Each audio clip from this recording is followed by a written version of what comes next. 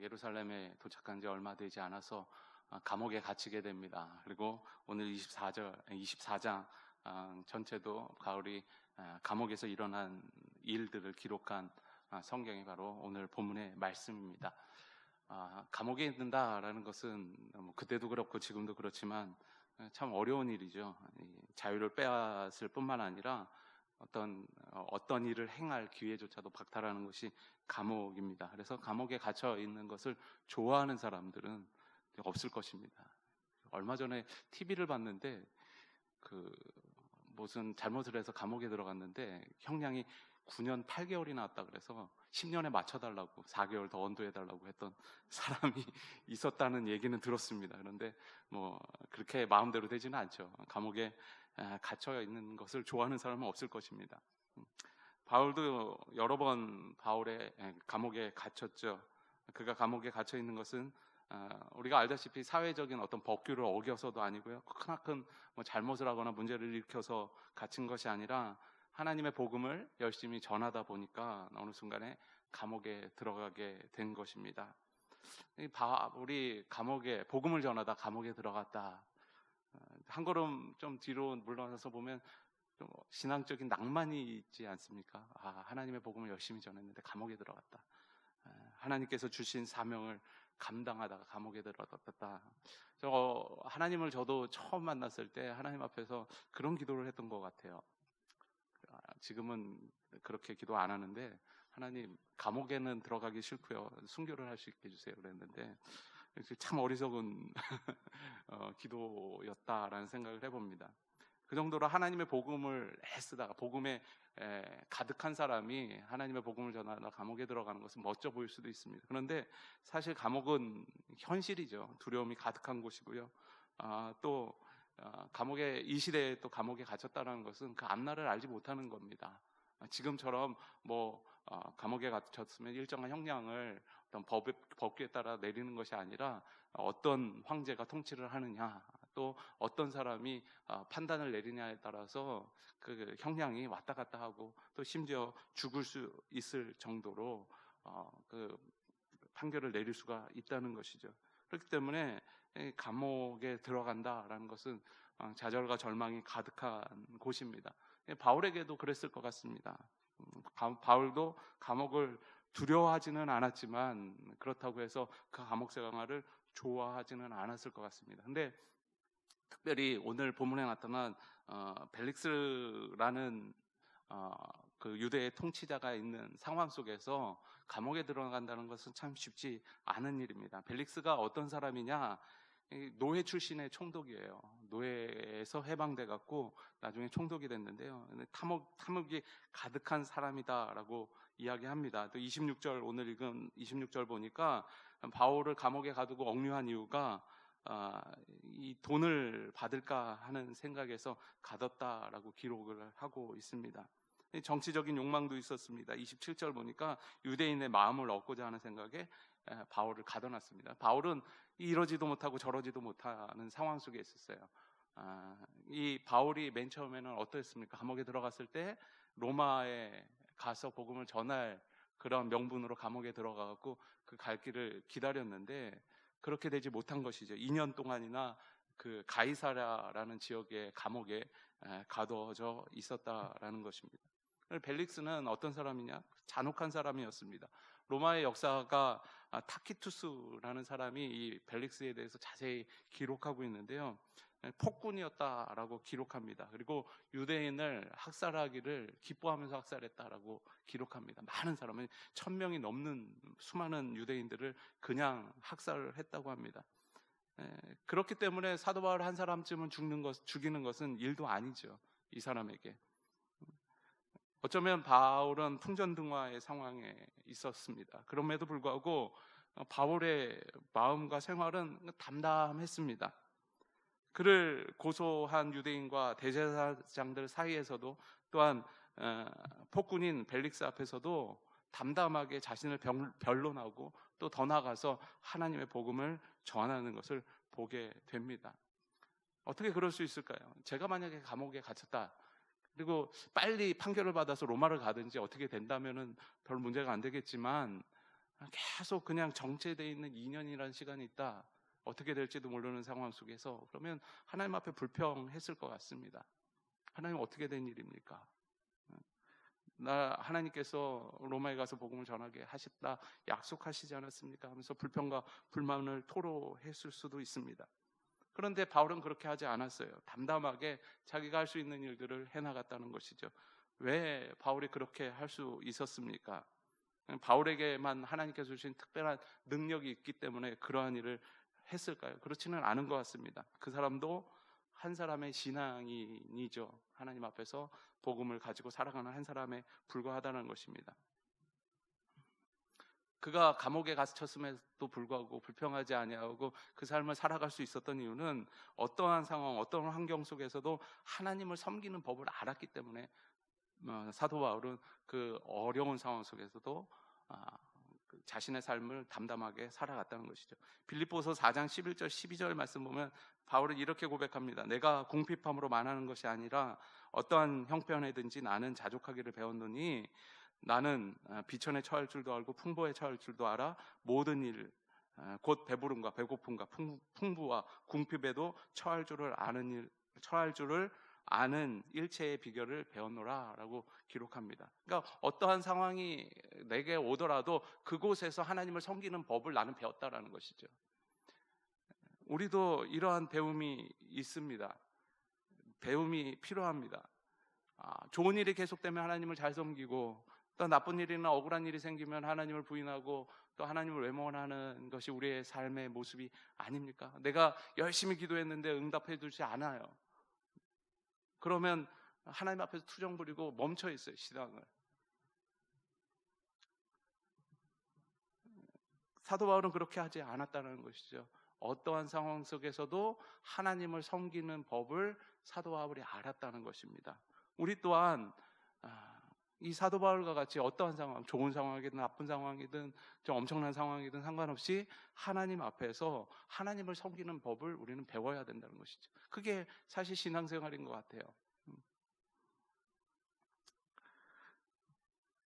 기회가 되는 대로 하나님을 섬기고 기회가 되는 상황 속에서 하나님을 풍성하게 하나님 앞에서 영광 돌리려고 애쓰는 것이 사도 바울의 인생이었다는 것입니다. 우리는 특별한 상황에만 하나님을 섬기려고 합니다.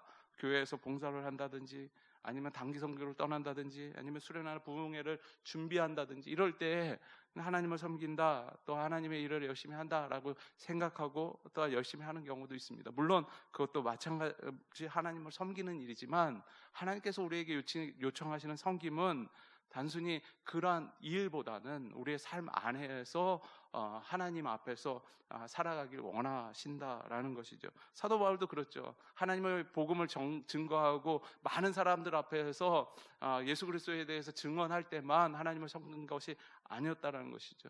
오늘 본문처럼 감옥에 갇혀 있음에도 불구하고 하나님을 섬기는 일이 어떤 것인지를 우리에게 보여주고 있다는 것입니다. 지금 어려운 시대를 살아갑니다. 코로나19로 인해서 우리는 경험해 보지 못한 환경과 상황에 처해 있습니다. 일상을 살아가는 일은 조금 이제는 익숙해진 것 같아요. 마스크만 쓰면 되더라고요.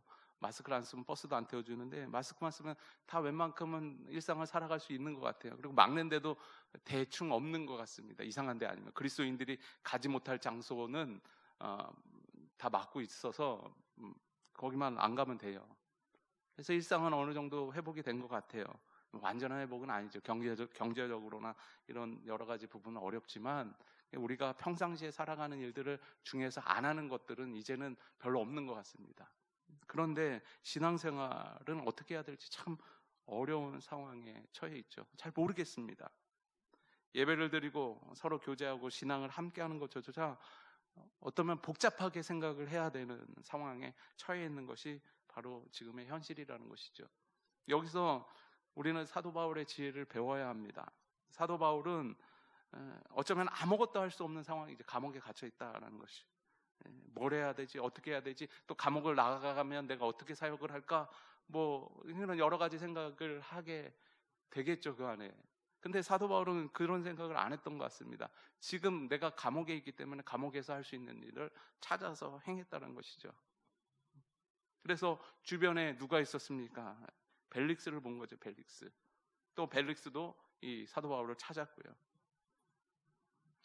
그래서 그에게 복음을 증거합니다. 기회가 있는 대로 그에게 복음을 증거하다는 거죠. 벨릭스에게서는 어쩌면 사도 바울이 참 좋은 사람이 옆에 있는 것이죠. 그럼에도 불구하고 벨릭스는 복음을 받아들이지 않았지만 하나님께서 벨릭스에게 주신 어쩌면 좋은 기회였을지도 모릅니다. 우리 또한 마찬가지입니다. 못하는 것에 불평을 하다 보면 아무것도 할 수 없는 인생을 살아갈 수밖에 없습니다. 온라인에 지금 상황 코로나로 인하여서 예배를 드릴 수 없다. 그래서 좀 참자. 예배를 드릴 수 없는 상황이 우리 가운데 계속 되는 겁니다. 방법을 찾고 상황을 바꾸고 그러면 하나님께서 길을 열어주신다는 것이죠. 이 성경 편지를 쭉 보시면 지금 몇 달 때 코로나 얘기로 가득 찹니다. 세계 곳곳에 계신 선교사님들이 코로나로 인해서 어려움 당하는 내용들을 막 기록하십니다. 그런데 제가 유심히 읽으면서 발견한 건 뭐냐면 거기에 좌절하지 않으신다는 거예요. 거기서 할 수 있는 일을 선교사님들 계속 찾아서 행해 나가시더라고요. 그러니까 어떤 일이 벌어지냐면 그 일을 통해서 하나님께서 하나님의 일을 열어가시더라고요. 할 수 없는 일 같은데 행하게 되고 길이 열리고 하나님의 일을 할 수 없다라고 생각되었는데 다른 새로운 길이 열려서 하나님의 일을 더 열심히 하는 그런 선교사님들이 보이게 됐다는 것이죠. 우리도 마찬가지입니다. 할 수 없다라고 물러서면 아무것도 할 수 없는 사람이 된다는 것입니다. 하나님 앞에서 지금 아무것도 할 수 없는 상황이지만 할 수 있는 것을 찾았던 사도 바울처럼 우리 또한 내 주변을 돌아보면서 하나님께서 나에게 맡겨주시고 어떤 일을 행해야 될지를 찾아보고 그 일을 행할 때 그것을 통해서 하나님께서 다른 것 또한 열어주실 줄 확신한다라는 것입니다. 그것이 믿음의 사람의 삶이라는 것입니다. 이 삶을 이뤄내는 주의 백성들이 되시길 소망합니다. 그런데 또 여기서 우리가 한 사람 더 봐야 돼요. 제가 말이 빠르지만 더 빨리 하는 이유가 오늘 설교 내용이 많아갖고 마음이 급해서 두 사람을 봐야 돼서 한 사람 봐야 되는데 누구냐면 벨릭스라는 사람이에요. 벨릭스를 보면 자꾸 요셉이 저는 생각이 났습니다.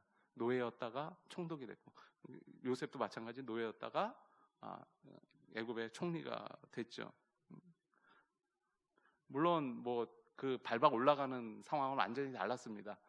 요셉은 우리가 알다시피 그 다 아는 바와 같이 감옥에 있다가 하나님의 꿈으로 인하여서 총리가 되었는데 하나님이 이끄시는으로 말미암아 총리의 자리에 이르렀는데 이 벨릭스는 그렇지 않아요. 근데 결론적으로 두 사람 무지하게 성공한 사람이에요.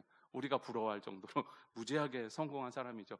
바닥, 한 사람은 감옥, 한 사람은 노예에서 한 나라를 통치하는 사람, 또 세계를 좌지우지하는 나라의 총리가 됐다는 것은 엄청난 성공이 그 안에 있었던 것이죠. 벨릭스는 어떻게 그 자리에 올라갔냐? 되게 웃겨요. 아까 말씀드린 로마의 역사가 타키투스가 이 벨릭스에 대해서 자세히 기록하는데요.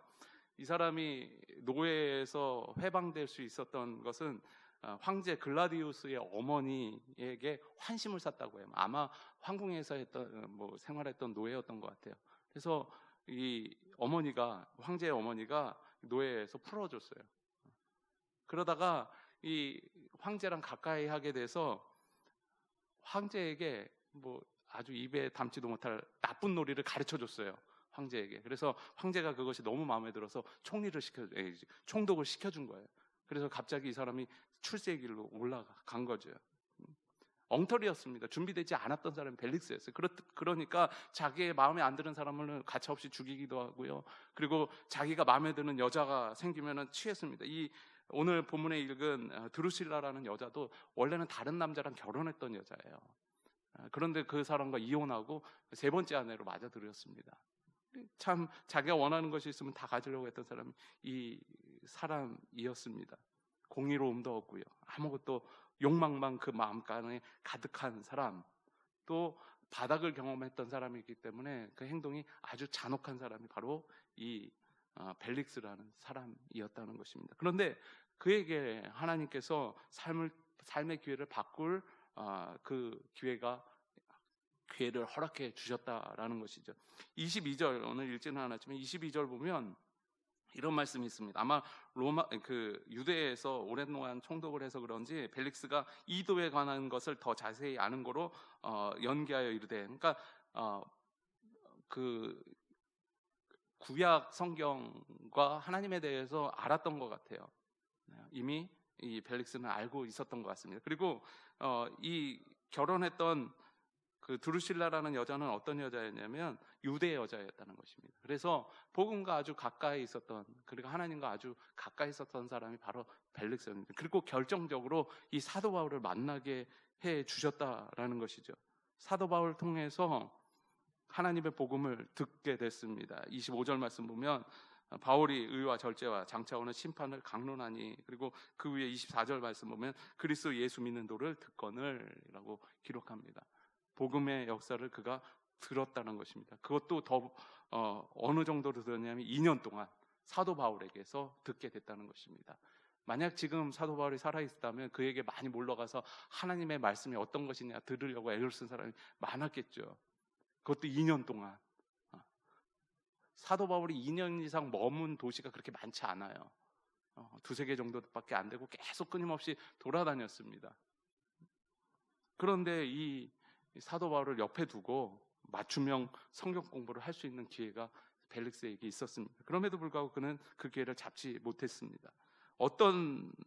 이 사도 바울이 벨릭스에 대해서 잘 알았던 것을 우리는 성경을 통해서 알 수 있는데요. 25절 보면 의와 절자와 장차오는 심판을 강론했다라고 말씀합니다.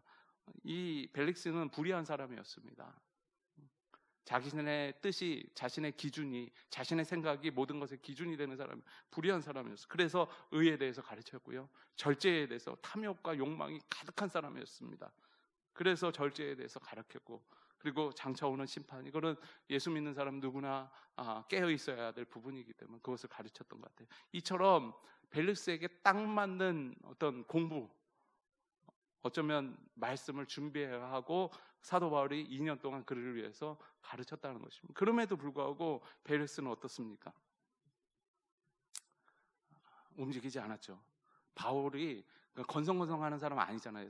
이 바울 서신 보면 아주 집요하고 되게 디테일하지 않습니까?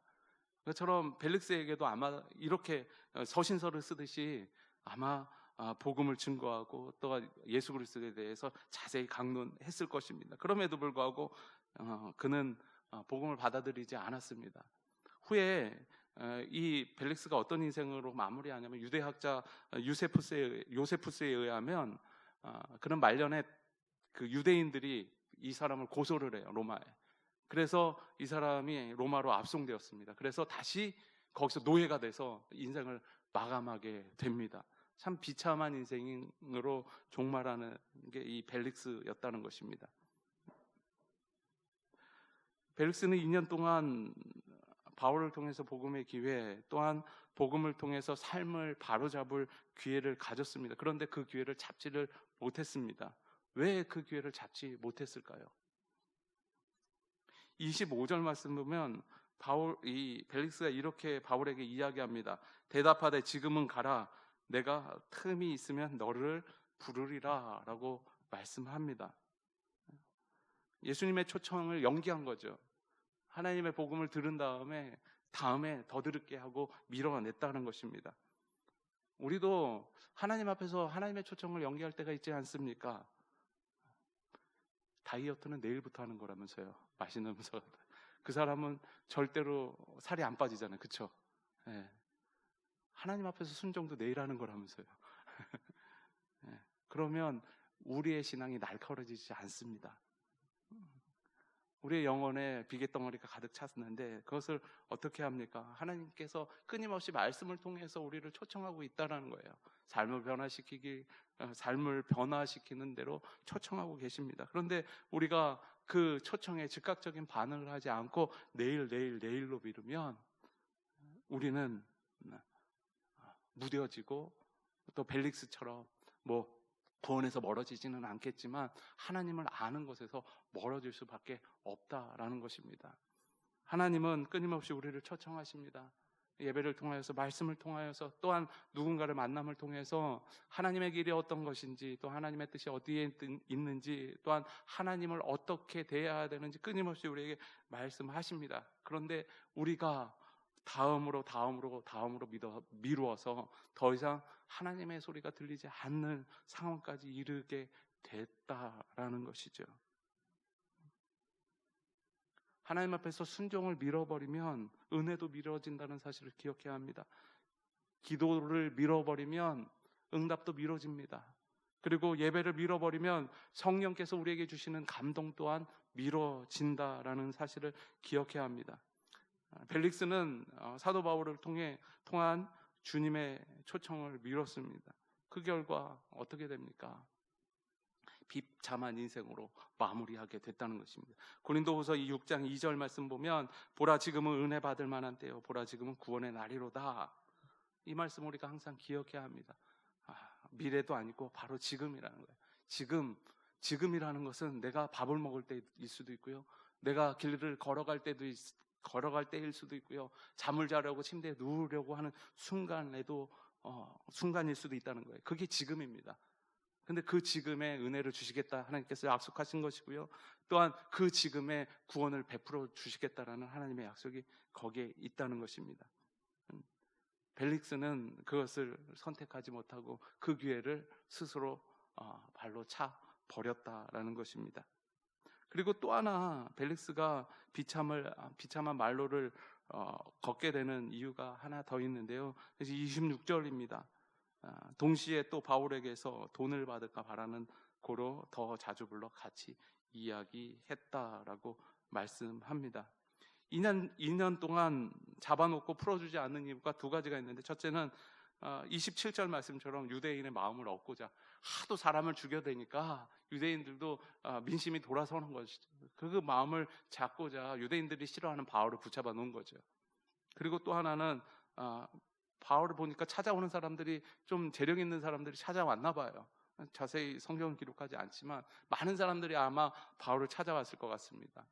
자유롭게 감옥에서 사람들을 만날 수 있게 해줬거든요. 그래서 많이 찾아갔습니다. 그러니까 이 벨릭스가 보니까 이 사람 어떻게 윽박지르면 또 돈 좀 얻을 수 있지 않을까라는 생각을 했던 것 같습니다. 돈 때문이죠. 두 번째는 돈 때문에 바울을 잡아둔 것입니다.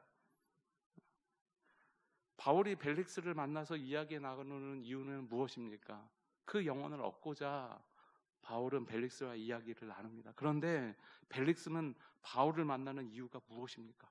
돈을 얻고자 하는 것이죠. 돈을 얻고자. 우리는 하나님을 만나는 이유가 어디에 있습니까? 우리가 하나님 앞에서 예배하는 이유가 어디에 있습니까? 간절히 기도하는 이유가 어디에 있습니까? 벨릭스처럼 돈을 얻을까? 세상의 물질과 세상의 유익을 얻을까? 하나님 앞에 나아오고 있지는 않습니까? 세상의 풍요를 얻고자 하나님 앞에 나오고 있지는 않습니까? 하나님은 우리를 어떻게 부르십니까?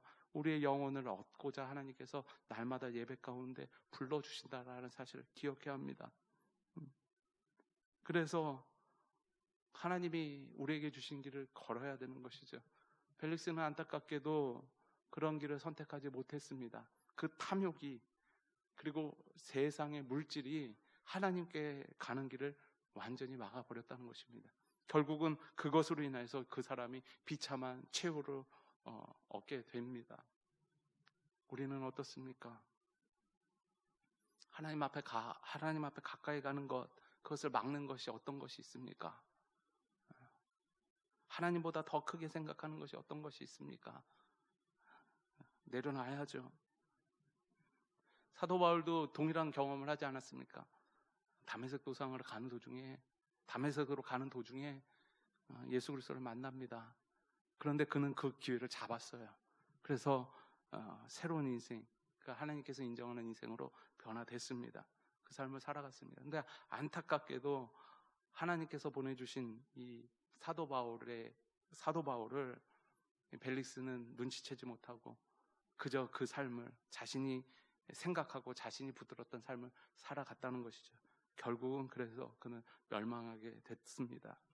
우리는 내가 생각하는 나의 삶을 살고 있지는 않습니까? 내가 원하는 나의 삶의 모습을 정해놓고 그 가운데 하나님이 도와주길 원하는 마음으로 살아가고 있지는 않습니까? 벨릭스 정도는 아니어도 비슷한 모습이 그 안에 있지는 않습니까? 그러면 우리의 신앙은 무뎌질 것이고요.